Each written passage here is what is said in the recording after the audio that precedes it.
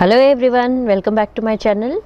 Today we are going to start chapter 1 Medieval Gujarat from class 7th SS semester 2.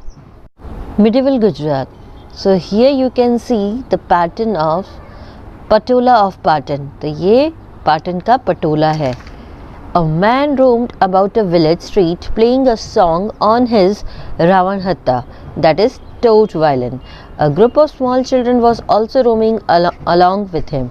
He continued to sing the same song repeatedly, the words of which were छेला जीरे पाटन थी पटोला मंगा लाओ जो.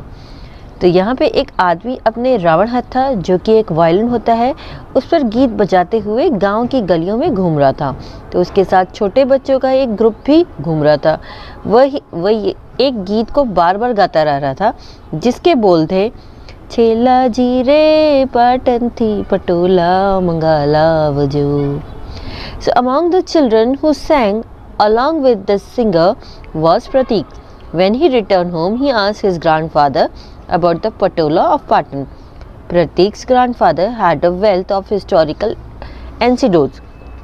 While telling Pratik about Patola, he informed him about the historical city Anhilwad Patan.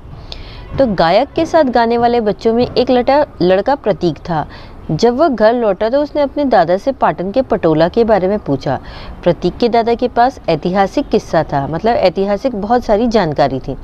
तो पटोला के बारे में प्रतीक को बताते हुए उन्होंने उसे ऐतिहासिक शहर अनहिलवाड़ पाटन के बारे में बताया. In the medieval age 746 CE to 1304 CE, approximately for about 560 years ago, the Chavda, the Solanki and the Waghela dynasties ruled over Gujarat.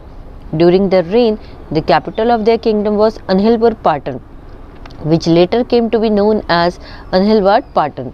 Currently, Anawada village that is situated to the west of Patan was originally known as Anhilwad. तो मध्यकालीन युग में लगभग 746 CE से 1304 CE, लगभग 560 साल पहले चावड़ा, सोलंकी और वाघेला राजवंशों ने गुजरात पर शासन किया. उनके शासनकाल के दौरान उनके राज्य की राजधानी अनहिलपुर पाटन थी, जिसे बाद में अनहिलवाड़ पाटन के नाम से जाना जाने लगा. वर्तमान में आवड़ा गांव, जो कि पाटन के पश्चिम में स्थित है, मूल रूप से अनहिलवाड़ के नाम से जाना जाता था.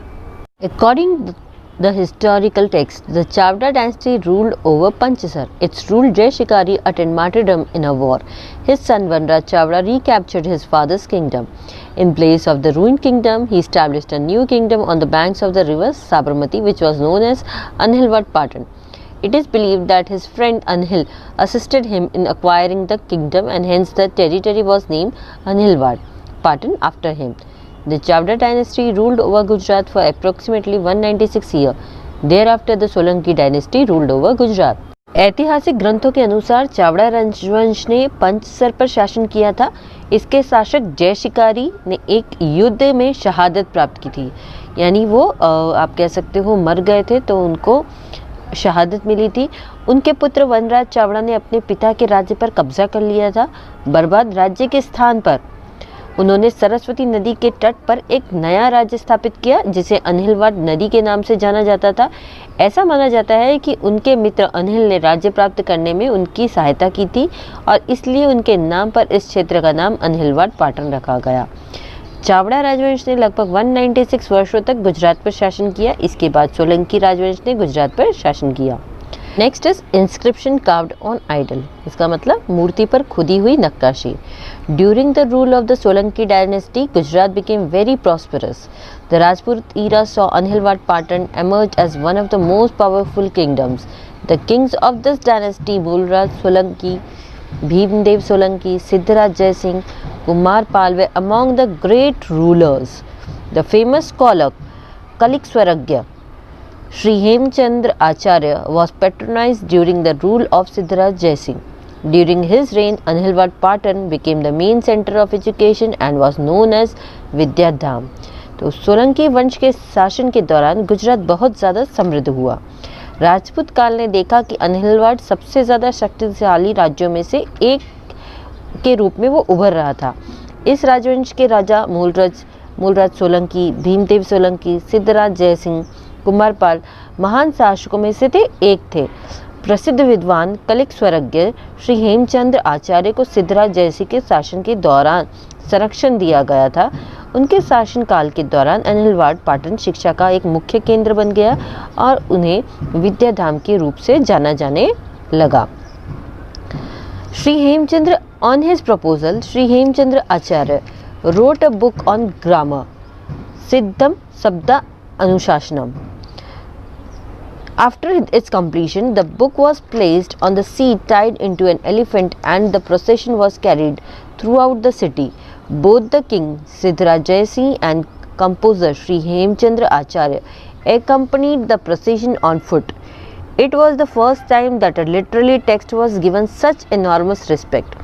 The prosperity of Gujarat reached its apex during the reign of Kumarpal. At this time, the amalgamation of non-violence, that is Ahimsa, prosperity, that is Lakshmi, and education, that is Saraswati, was noticed in the Anhilwad Patan. The kings of the Solanki dynasty were great rulers. However, 6 of these rulers renounced their thrones to become hermits. More information on this can be obtained from the library. So here you can see Siddham Sabda Anushasanam book. अब उनके प्रस्ताव पर श्री हेमचंद्र आचार्य ने व्याकरण पर एक आप कह सकते हैं पुस्तक लिखी जिसका नाम था सिद्धम शब्द अनुशासनम। इसके पूरा होने के बाद पुस्तक को एक हाथी पर बंधी सीट पर रखा गया था और पूरे शहर में उसका जुलूस निकाला गया था और राजा सिद्धराज जयसिंह और संगीतकार श्री हेमचंद्र आचार्य दोनों साथ थे इस पैदल जुलूस में। ये पहली बार था कि किसी साहित्यिक पाठ को इतना भारी सम्मान दिया गया था। कुमारपाल के शासनकाल में गुजरात की समृद्धि अपने शीर्ष पर पहुंच गई थी। इस समय अहिंसा, समृद्धि और शिक्षा का एक समागम अहिनवल पाटन में देखा गया था। सोलंकी वंश के राजा महान शासक थे, हालांकि इनमें से 6 शासकों ने अपने सिंहासन को त्याग दिया था। इसके बारे में ज़्यादा जानकारी लाइब्रेरी से हमें हासिल हो सकती है। Anhilwad Patan had not only dynamic kings and academicians, but the queens were also equally dynamic. In fact, Queen Udayamanti built a stepwell for the welfare of her subjects. This stepwell is known as Rani Ki Vav. This stepwell, consisting of 7 levels, is an unparalleled example of Artland architecture. The beautifully carved stone idol tell us the glory and prosperity of the Solanki era. Queen Meenal Devi, King Siddharaj Jayasingh mother, was much concerned about the welfare of the subjects and waived the pilgrim tax. The Malav Lake at Dholka and the Munsar Lake at Viramgam were constructed on her instructions. The Sahasraling Lake of Patan was constructed during the reign of King Siddharaj Jayasingh. तो अनिलवाड़ पाटन में न केवल गतिशील राजा और शिक्षाविद विद्वान थे, बल्कि रानियां भी समान रूप से गतिशील थी। वास्तव में रानी उदयमती ने अपने विषय के कल्याण के लिए एक अच्छा कदम उठाया। इस कदम को रानी की वाव के नाम से जाना जाता है। 7 स्तरों से युक्त यह कदम आर्टलैंड वास्तुकला का एक अनूठा उदाहरण है। सुंदर नक्काशीदार पत्थर की मूर्तियां हमें सोलंकी युग की महिमा और समृद्धि के बारे में बताती हैं। रानी मीनल देवी राजा सिद्धराज जयसिंह की माँ, वह अपने लोगों के बारे में बहुत चिंतित रहती थी और तीर्थ यात्रा के कर को उन्होंने माफ़ कर दिया था। धौलका में मलाव झील और वीरमगांव में मनुसर झील का निर्माण उनके निर्देश पर किया गया था। पाटन की सहस्त्रलिंग झील का निर्माण राजा सिद्धराज जयसिंह के शासनकाल के दौरान किया गया था। So till here in our next video will continue the chapter. Bye bye.